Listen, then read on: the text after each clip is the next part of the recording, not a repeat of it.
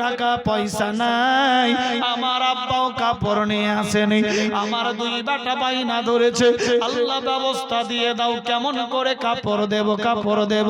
আমার আল্লাহ বললেন, জিবরাইল মদিনার দর্জি টেলার শেষে জান্নাতি কাপড় খাওয়ান নিয়ে যাও, আমি জান্নাতি লেবাস নিয়ে এসেছি। ইয়া রাসূলুল্লাহ টেনশন নাই, এই সমস্ত কাপড় চোপড় খাওয়ান জান্নাত থেকে এসেছে।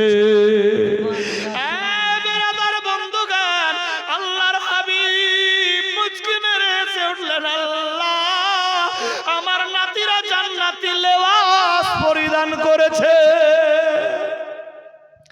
আল্লাহু আকবার, আল্লাহু আকবার। দয়ার হাবিব সাল্লাল্লাহু আলাইহি সাল্লাম নাতি দুই ভাইকে নিয়ে ঘরের ভেতরে ঢুকলেন।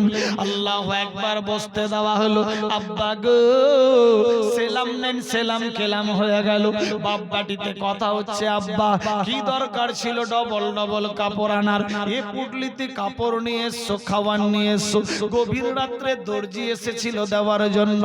আল্লাহর নবী বলে, ফাতেমা এ কথা কাউকে বলিও না, এই লেবাস আমি দিইনি, এই লেবাস ডাইরেক্ট আল্লাহ জিবরাইল মারফত জান্নাত থেকে পাঠিয়েছিল। নারায়ে তাকবীর, নারায়ে তাকবীর, নারায়ে রিসালাত, নারায়ে রিসালাত। হযরত আল্লামা মাওলানা আব্দুল মালিক সাহেব, হযরত ফাতেমা আল্লাহু আকবার জান্নাত থেকে দিয়ে পাঠিয়েছিল। আল্লাহু আকবার, আমি তো দুনিয়াবি কাপড় নিয়ে এসেছি।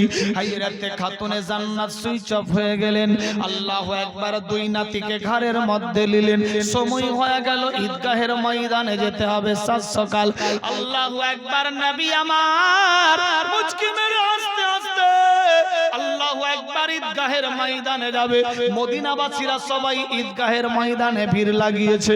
ছোট ছোট বাচ্চা একে অপরের দিকে দেখে। এক বাচ্চা বলে আমার কাপড়টা ভালো, ও বলছে আমারটা ভালো, ও বলছে আমারটা ভালো। আল্লাহু আকবার, ময়দানে বাচ্চা বাচ্চাতে যেমনি গল্প হয় আজও দেখবেন, এই আমারটা ভালো, না না আমারটা বেশি ভালো, বাচ্চা বাচ্চাদের মধ্যে হয়। তবে বাচ্চা যা করে করে বাচ্চার মারাও খুব বলে।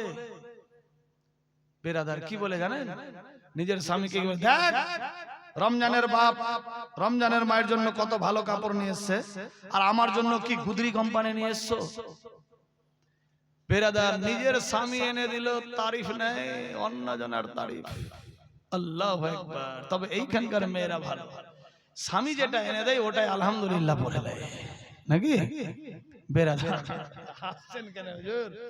বেরাদার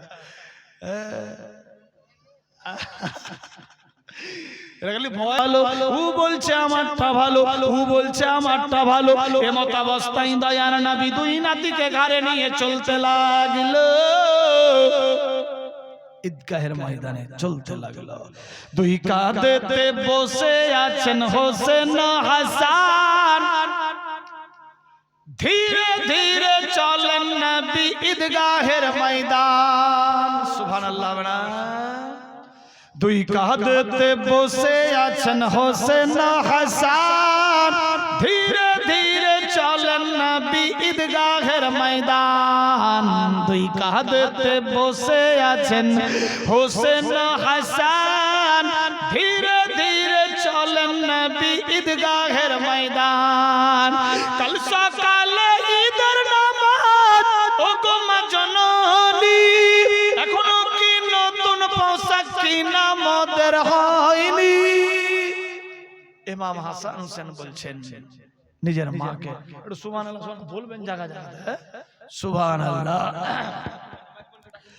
দুই কাঁধেতে বসে আছেন হোসেন হাসান, ধীরে ধীরে চলেন নবী ঈদগাহের ময়দান। দুই কাঁধেতে বসে আছেন হোসেন হাসান, ধীরে ধীরে চলেন নবী ঈদগাহের ময়দান। সুবহানাল্লাহ। সুবহানাল্লাহ। কাল সকালে ঈদের নামাজ, ও গো মা জননী, এখনো কি নতুন পোশাক কিনা মোদের হয়নি?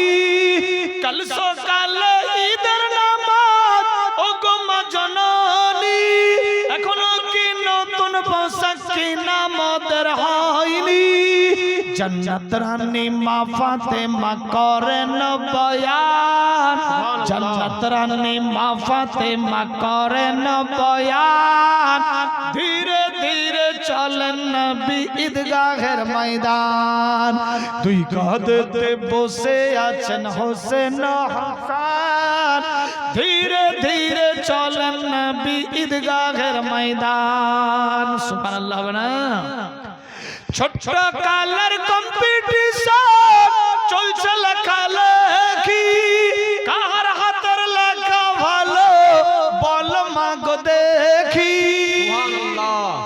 বচপন কাল গতকাল বলেছিলাম কি বলছে ছোট কালের কম্পিটিশন চলছে লেখালেখি কার হাতের লেখা ভালো বল মাগো দেখি জান্নাত রানী মা ফাতেমা করেন বয়ান জান্নাত রানী মা ফাতেমা করেন বয়ান ধীরে ধীরে চলেন নবী ঈদগাহের ময়দান দুই কাঁধে বসে আছেন হোসেন হাসান ধীরে ধীরে চলেন নবী ঈদগাহের ময়দান পিতাই আমার সেরে খোদা মাতা জান্নাত রানী নানাই আমার কমলি ওয়ালা মক্কি মাদানী